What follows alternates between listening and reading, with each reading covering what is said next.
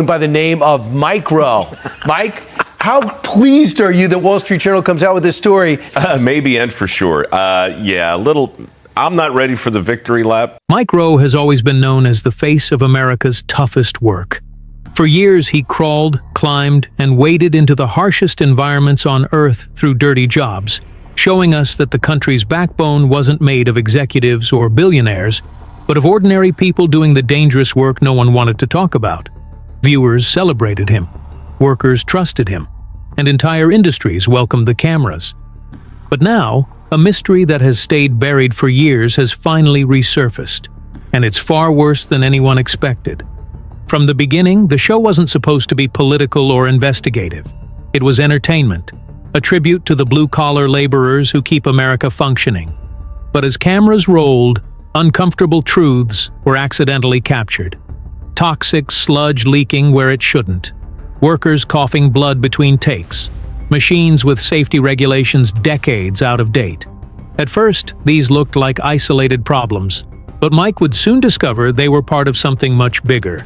Before filming exploded into global success, the early pilot episodes took the crew into forgotten corners of industrial America. Abandoned mines reopened with questionable permits. Factories operating on outdated, unregulated processes. Farms using chemicals so strong the crew had to discard their clothing afterward.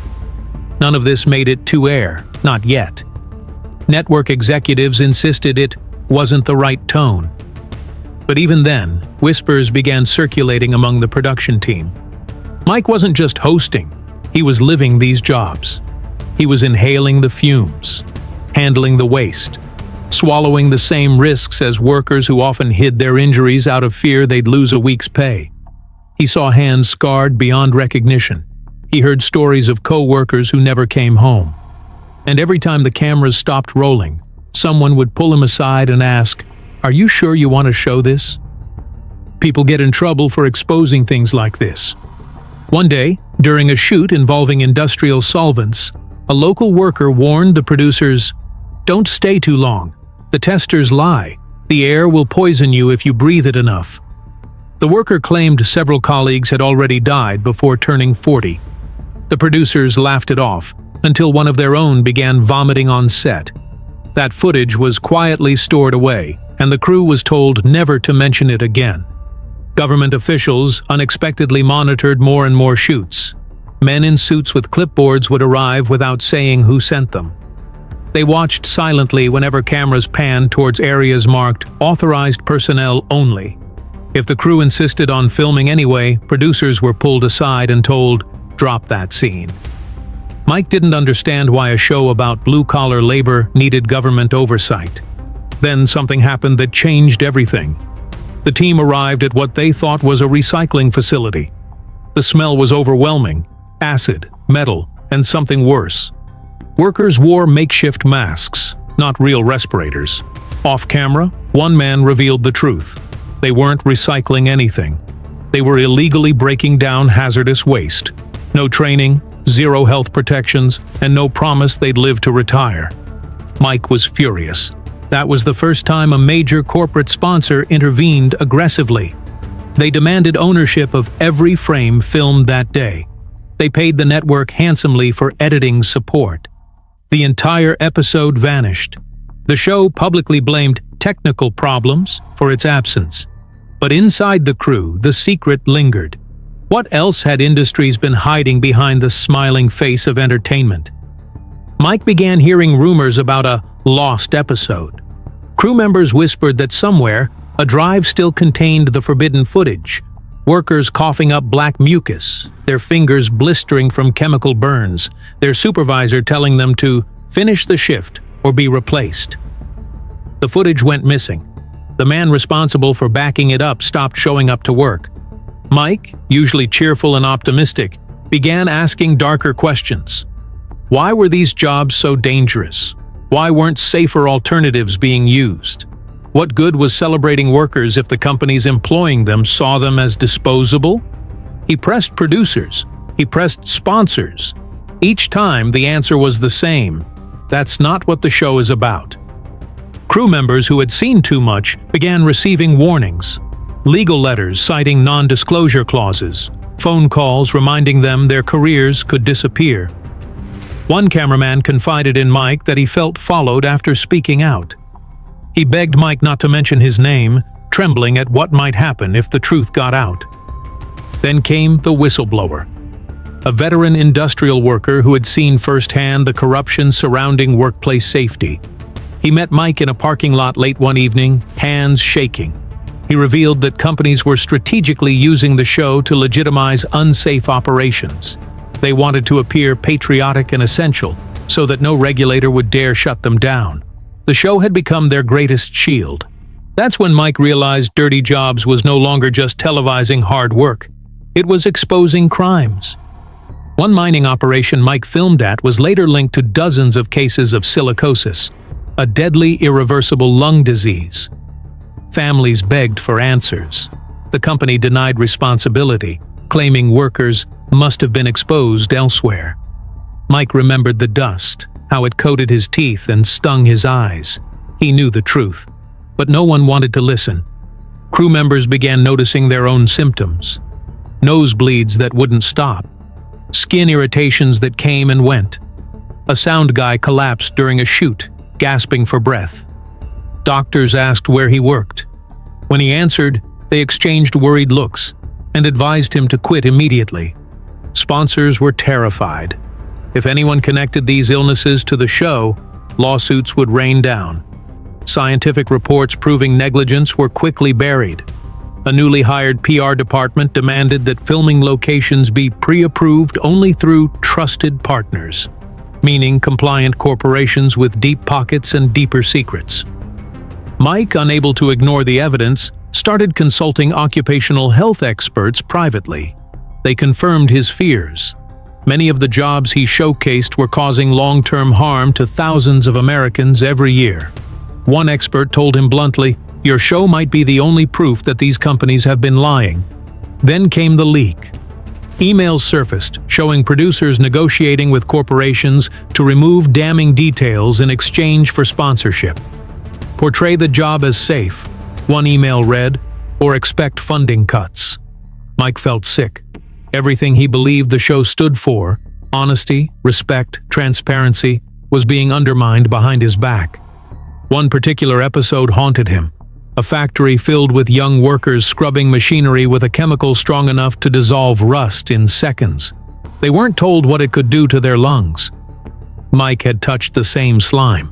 The expert he later consulted said exposure could lead to cancer years later. Another episode connected the dots even further: toxic dumping. Mike unknowingly filmed at a site later fined millions for contaminating nearby water supplies. Families were drinking poison while a TV crew demonstrated how gritty and noble the job was. Mike couldn't sleep. He told friends he felt responsible. He started digging deeper, making calls, recording conversations, building a case from the inside. That's when the network stepped in. Meetings got heated. Executives insisted Mike keep to the script. Episodes were canceled without explanation. And in 2012, Dirty Jobs suddenly ended. The public was told it was a natural conclusion. But inside, everyone knew the truth. Mike had pushed too far. While viewers wondered why their favorite show disappeared, Mike retreated to sort through the evidence he'd compiled. Testimonies, emails, medical documents. He was heartbroken. He had dedicated his life to celebrating workers, not accidentally documenting the system designed to kill them. But justice wasn't coming. Families brought lawsuits, sealed by judges under pressure. Corporations paid settlements that required silence. Workers remained sick. Some died without anyone acknowledging what they endured. Years later, the show unexpectedly returned. But something was different. Safety protocols became stricter. Experts were featured more often. Mike made sure to ask the questions that had once been banned. The network pretended it was all just a new creative direction. Mike knew better. It was damage control. In a rare interview, when asked why he came back, Mike didn't smile like he usually did. He said, carefully choosing his words, "Some stories need to be told, and some truths don't stay buried forever." It was the closest he had ever come to admitting what happened. Only last week, the final missing piece emerged. Documents unsealed by a judge in a case involving a chemical plant Mike had filmed in revealed that management knowingly exposed workers to lethal toxins while appearing on dirty jobs to improve public perception. The court concluded the company used the show to hide a crime. That industry is still operating today. The same chemical used, the same lies told. The only difference now is awareness, and the fact that Mike Rowe refuses to stay silent anymore. Environmental investigators are now linking episodes of the show to broader ecological disasters. Polluted rivers, contaminated soil, workers with rare cancers concentrated in the same regions Mike once filmed. The guilt is crushing. So now, Mike issues warnings. In his speeches, he urges viewers not to glorify sacrifice when companies treat suffering as a business expense. He tells young workers, if a job seems dangerous, don't just take someone's word that it's safe. Regulators, once asleep, are starting to open files. Inspectors are visiting old filming locations. Politicians who once praised the featured industries are distancing themselves. But this process will take years, and many companies are fighting to keep the truth locked away. Because the real cost of America's economy isn't measured in profits, it's measured in bodies. Mike knows speaking out risks everything: contracts, reputation, perhaps even legal consequences. But he continues anyway, because the workers he met deserve the truth.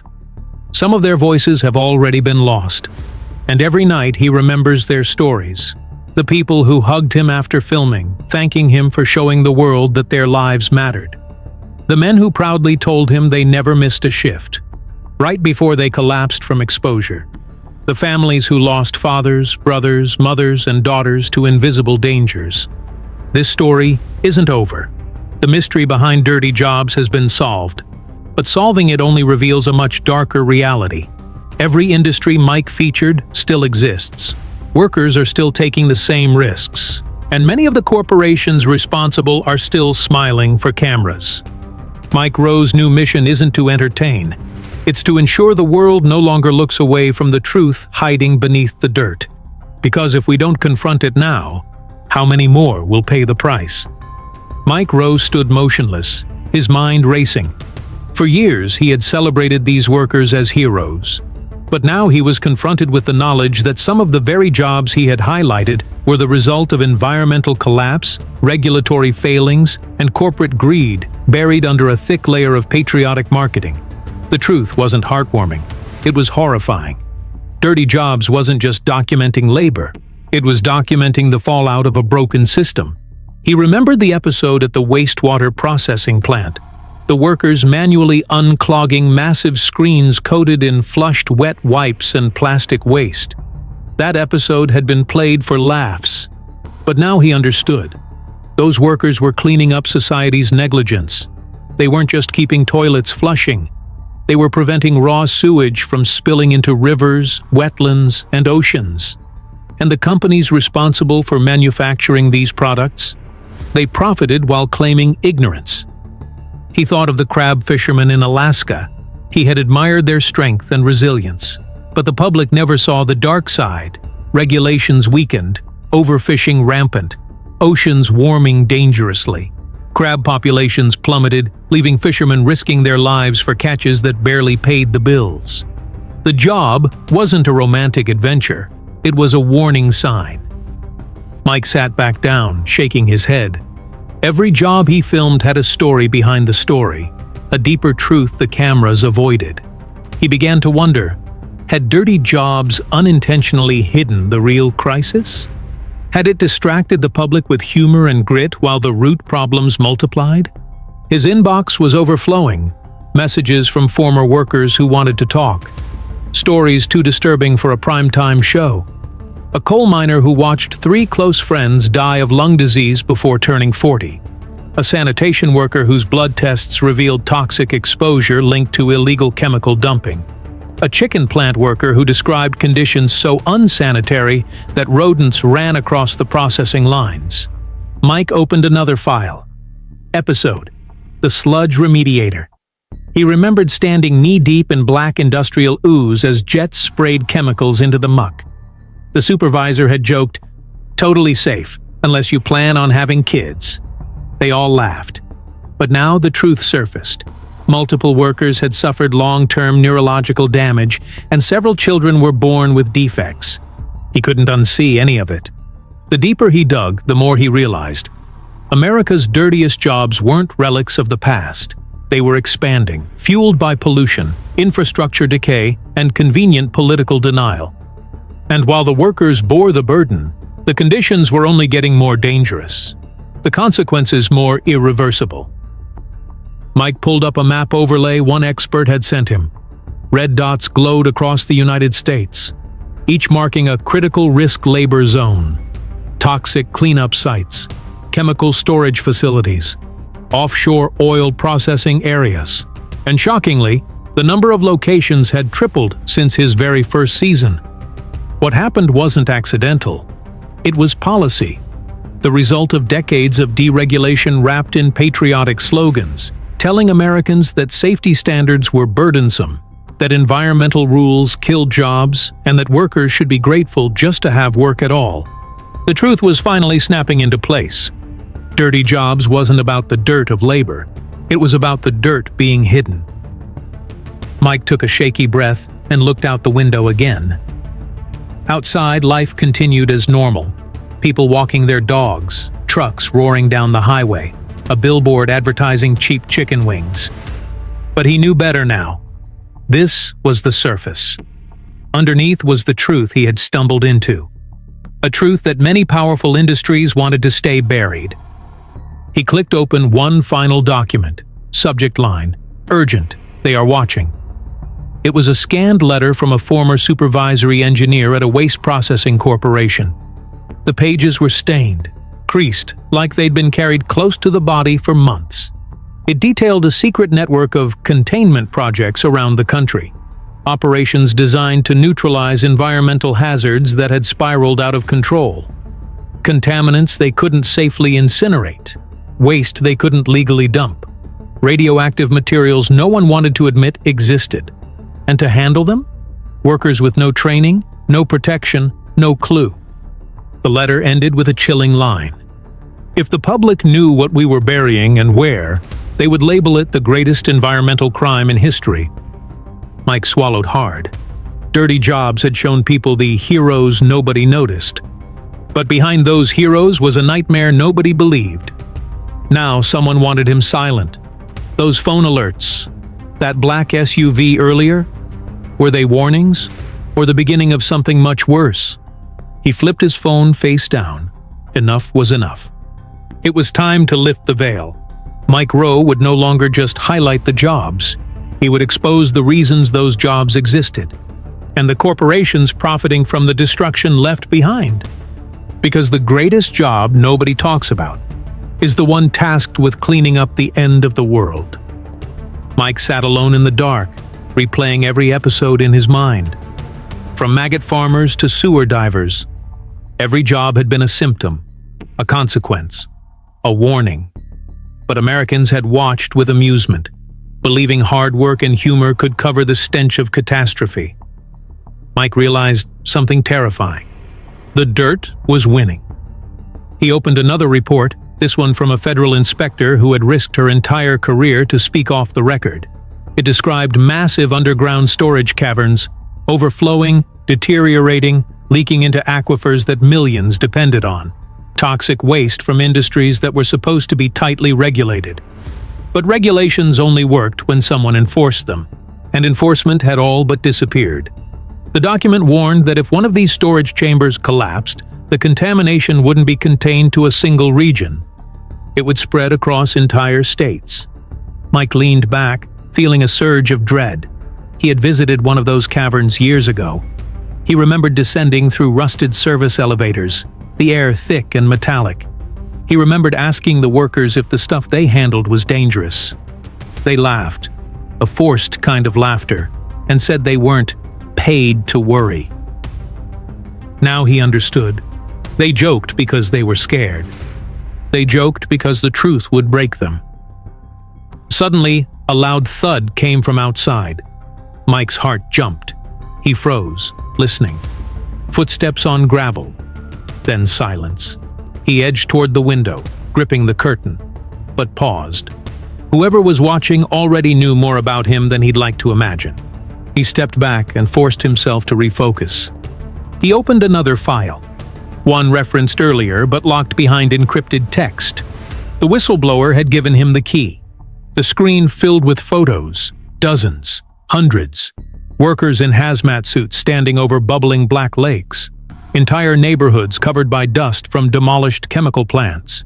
Mountains of rubber waste burning, sending thick plumes into the sky, with cleanup crews hired afterward, breathing in poisons for wages barely above minimum. Dirty jobs weren't isolated marvels of grit. They were evidence of negligence, evidence of systemic decay, evidence that corporations had chosen profit over planet and people. Mike scrolled further. A name kept reappearing, the Clean Earth Initiative. He frowned. That sounded harmless, even hopeful. But the files painted a different picture. The initiative wasn't cleaning anything. It was hiding the damage, funneling waste into forgotten corners of the country and hiring desperate workers to manage the fallout. The final page read, "Dirty jobs gave them cover. They turned catastrophe into entertainment. The people cheer, unaware they are clapping for the end." The air felt heavier than sludge. Mike wiped sweat from his forehead as his palms began to tremble. He didn't set out to protect the guilty. He wanted to honor the workers. But somewhere along the way, the message had twisted. He wasn't exposing the problem. He was distracting from it. He clicked open another window. Emails flooded in constantly. But this one stood out. A death certificate. Name, Jason Dunlop. Age, 34. Cause, complications from chemical exposure. Mike recognized him immediately. A worker he had filmed with in an abandoned refinery cleanup. Jason had joked he'd die before he ever saw a retirement check. He was right. Mike sat forward, eyes burning. This wasn't a television show anymore. This was a body count. He scrolled and saw messages from Jason's family. They had begged the company for help. Medical care, compensation, acknowledgement. But were told Jason hadn't proven the toxins were responsible. The same toxins he stood in while cameras rolled. The same toxins producers told him were harmless. Mike clenched his fists. This could no longer be ignored. A sudden vibration. His phone lit up again. Unknown number. Stop before it's too late. Mike exhaled slowly, his fear sharpening into anger. Too late? For who? Because for the workers buried under corporate secrets, it was already too late. He grabbed his jacket and headed for the door. The world needed to see the truth behind the dirt, not the televised grit, but the real horror beneath it. Mike Rowe was done being the narrator of disaster. Now, he was about to become its whistleblower. And once this investigation began, there would be no scrubbing it clean.